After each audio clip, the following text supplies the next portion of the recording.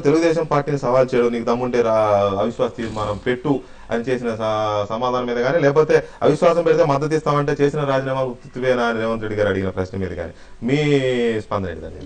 ఇవన్నీ కాదండి. కేసీఆర్ గారు రాజకీయంగా ఎత్తుగడ ప్రకారం ఒక స్టేట్మెంట్ ఇచ్చాడు.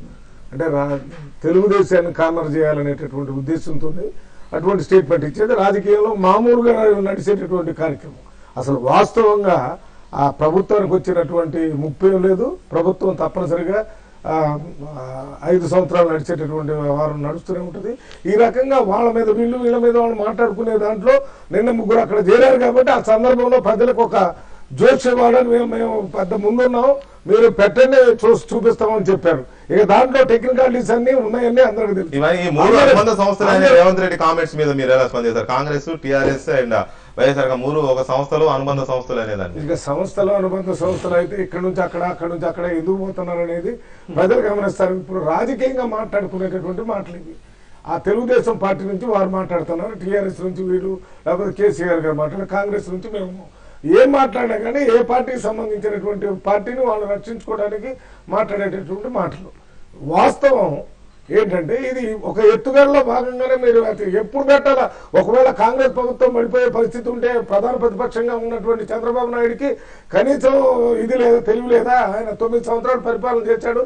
ఎప్పుడు నో కాన్ఫిడెన్స్ పెట్టాలా, ఎప్పుడు పెట్టకూడదు? అదే కదా తెలుగుదేశం పార్టీకి తప్పని పరిస్థితి క్రియేట్ చేస్తున్నారు అనేది.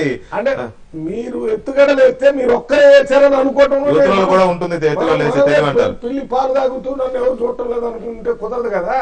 అట్లా మీరేమనుకుంటున్నారు? చంద్రబాబు నాయుడు కానీ, కేసీఆర్ గారు కానీ, లేకపోతే ఇక్కడ ఉన్న కిరణ్ కుమార్ రెడ్డి గారు కానీ అందరు కూడా ఊరికనే మామూలు ఫీల్డ్ వ్యవసాయం నుంచి వచ్చి రాజకీయం చేయట్లేదు. రాజకీయం వ్యవసాయం మార్పు చేసుకుని పూర్తి రాజకీయం చేసిన పై ఎత్తులు ఉంటాయి అన్నమాట. కేసీఆర్ గారు వేసిన ఎత్తులకి వీళ్ళ దగ్గర మీ సైడ్ నుంచి వీళ్ళ సైడ్ నుంచి కూడా ఎత్తులు పై ఎత్తులు ఉంటాయి. రాజకీయం చేసే చెప్పండి. ఇప్పుడు తెలుగుదేశం పార్టీ స్పష్టంగా అవిశ్వాస తీర్మానం పెడతామని చంద్రబాబు నాయుడు గారు స్వయంగా ప్రకటించిన తర్వాత ఈయన సవాల్ ఏందండి నాకు అర్థం కావట్లేదు. ఇప్పుడు వాళ్ళు దాన్ని ఏ విధంగా సమర్థించుకుంటారు? చంద్రబాబు నాయుడు గారు విస్పష్టంగా పలు సందర్భాలలో రాబోయే శాసనసభ సమావేశాలలో ఈ రాష్ట్ర ప్రభుత్వం మీద అవిశ్వాస తీర్మానం పెడతాం, ఈ ప్రభుత్వం అధికారంలో కొనసాగడానికి ఒక్క క్షణం కూడా కొనసాగడానికి లేదు, ప్రజలు విశ్వాసం కోల్పోయిందని చంద్రబాబు నాయుడు గారు చెప్పిండ్రు. నెంబర్ 1. నెంబర్ 2, తెలంగాణకు సంబంధించిన మేము 32 మంది శాసనసభ్యులను రాజీనామా చేసినా మా పార్టీకి ఇంకా 52 మంది ఉంది సీమాంధ్రలో. అంటే మేము 30 మంది శాసనసభ్యులు ఉంటే అంటే 10% హౌస్ ఎవరైనా సంతకాలు పెట్టి ప్రభుత్వం మీద అవిశ్వాస తీర్మానం పెట్టొచ్చు. ఈ రోజు నిజంగా వాళ్ళు చెప్పేది నిజమైతే మేము అవసరం లేదు, టీఆర్ఎస్ జగన్మోహన్ రెడ్డి వర్గం కలిసి ఈ ప్రభుత్వం మీద అవిశ్వాస తీర్మానం ప్రవేశపెట్టొచ్చు.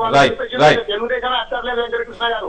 26 మంది కాంగ్రెస్ వాళ్ళు, 17 మంది మన టీఆర్ఎస్ వాళ్ళు కలిస్తే దాదాపుగా 42 మంది అవుతుండ్రు. 30 మంది శాసనసభ్యుల కంటే 12 మంది శాసనసభ్యులు వాళ్ళ దగ్గర అదనంగా ఉండ్రు. వీళ్ళు కాంగ్రెస్ పార్టీతో రాజశేఖర్ మన కిరణ్ కుమార్ రెడ్డితో సోనియా గాంధీతో ఒప్పందం చేసుకొని ఏదైనా వ్యాపారం చేసుకొని ఇంతో అంతో మళ్ళీ కాంట్రాక్ట్ అదో ఇదో తెచ్చుకోవడం కోసం ఇవన్నీ ఎత్తుగడలు మమ్మల్ని పెట్టమనేది ఏంటి?